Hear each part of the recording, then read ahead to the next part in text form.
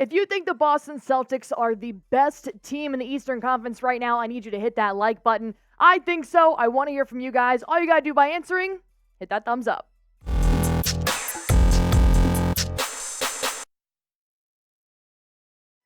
I saw some comments on Twitter today asking, what are these three looking at in this picture as they're staring off into space during their 155-104 blowout against the Pacers?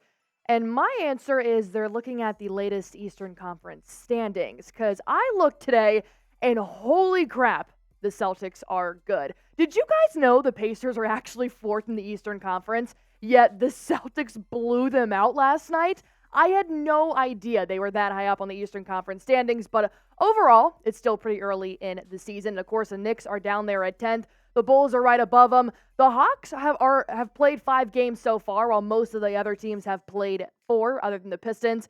But then the bottom 5 teams, were pretty interesting to me. The Miami Heat are ranked last in the Eastern Conference, which it's very early.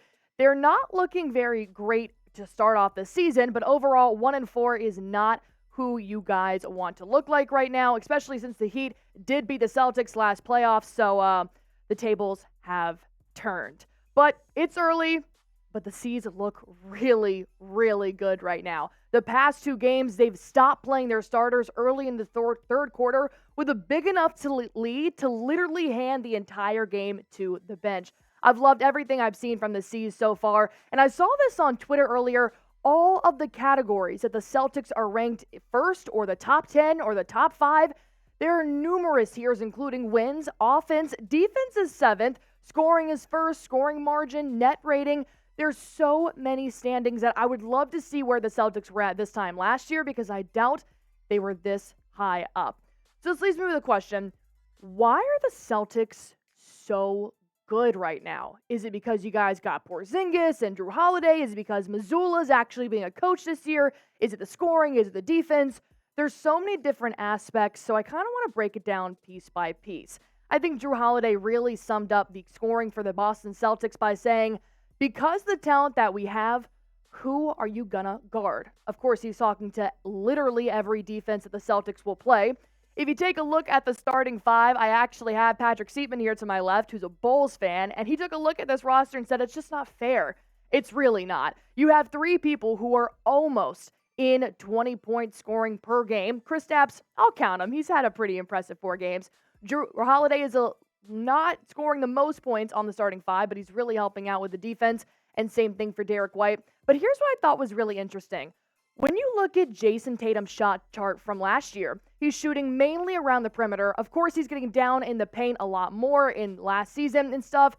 But then when you look at his shot chart this year, you can really see that muscle is starting to work. He's really taking a lot more shots in the mid-range jumper, a little less shots around the three-point line. Of course, those circles that don't have a filling, those are the missed shots. The ones that do have a filling are the ones that were made. But I really like what I'm seeing around the free throw line, and especially in the paint. He's got some muscle on him, and he's been using it. That's why most of the time during my prize picks, I'm always taking Jason Tatum as the more, because Prize Picks is our sponsor here on Celtics Today, and it's my favorite daily fantasy sports app. I play it, Patrick plays it, and this is why you should play it. It's so easy to use. All you have to do is pick between 2 to 6 players, their projected stats, and you just click more or less. That's literally all you have to do. Right now, Prize Picks is having a deal that if you pick 6 players, they're going to double your totals by at least 30. So I went on ahead and picked in, and we had Kevin Durant having less than 7 rebounds, Aaron Donald having more than almost half a sack, and Tyreek Hill having more than 7 receptions, and Travis Kelce more than 7 receptions, Younghoe Koo more than 1.5 field goals made, and Tyrese Maxey with the more of 34.5 points, rebound, and assists. You can combine multiple sports to make your picks. All you have to do is go to prizepicks.com/CLNS. Use promo code CLNS for a first-time deposit match up to $100 and watch yourself win some real money in real time.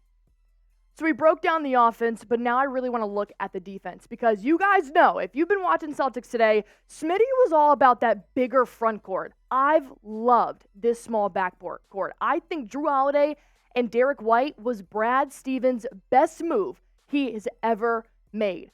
And I'm not the only one that thinks so. Jason Tatum did have this quote and says, when we go small, we have a lot of pride in guarding. We switch a lot, from guarding forwards to guards to point guards. Whatever Mazzulla wants me to do on a nightly basis, just trying to be one of the best players in the world on both ends. When guys like Jrue and D. White are getting chased down blocks, you don't want to be the weak link out there. You want to hold your own, so we challenge each other in every way. Hearing that Jason Tatum is being challenged by not only Derek White, but Jrue Holiday, and the fact that if he's not performing up to his standards, he thinks that he's the weak link, is actually pretty funny to me. I think that White and Jrue Holiday complement each other like brothers. I think that bald-headed Derek is going off this year, and I think Jrue Holiday is the asset the Celtics didn't know they needed. Well, we talked about scoring and we talked about defending, so what do you guys think the Celtics' biggest strength is this year? Obviously, we have Kristaps, Porzingis, and Al Horford as our centers, but we are still lacking size on the bench. So what do you guys think our biggest strength is? Type it down in the comments and let me know. While I do bring it all the way back to the Eastern Conference standings, and I know before you start yelling at me, Allie, it's been 4 games. The Celtics are still on top, and I'm going to ride that wave until they're not. But ultimately, there are a lot of good teams in the East, so I want to break down the top 3 contenders that I think the Celtics may have some trouble with down the road. The first one being the Philadelphia 76ers. James Harden was recently traded to the Los Angeles Clippers, so I think the drama is finally gone in Philadelphia. So now Joel Embiid can now try to have another MVP season this year, and so far they do look really good. They're ranked 2nd in the Eastern Conference right now. Tyrese Maxey is having a hell of a start to a season. So I do think Embiid is always going to be a contender for the Celtics. He's just won the MVP. You have to watch out for Joel Embiid.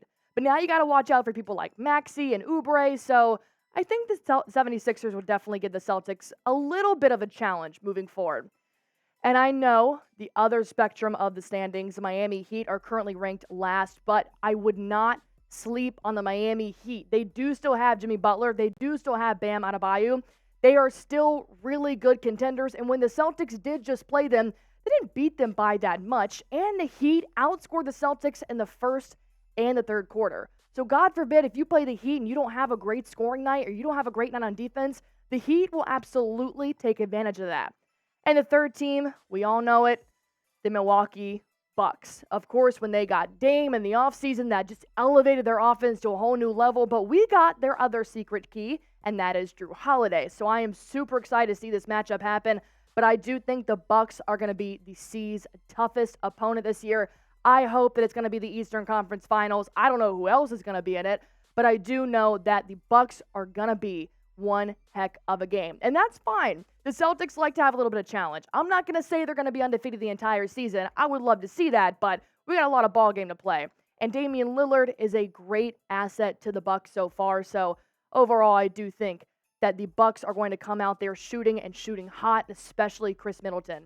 He's always given the Celtics a lot of he's always been a great person to play when he's going up against the Celtics. He just seems to make every single shot. He's great on defense. So Chris Middleton definitely knows how to get under the Boston Celtics skin. So it's going to be a matchup for the ages. How confident are you in the Boston Celtics this year? They're 4-0 right now, so this should definitely be between the 5 and 10 range. I'm going to go with a 9. Pending any kind of injury, I have loved watching the Celtics play the past 4 games. But if you think the Celtics are going to win at least 65 games this year, I want you to go ahead and like this video. I'm going to go with maybe 66 wins in this season. But overall, like this video.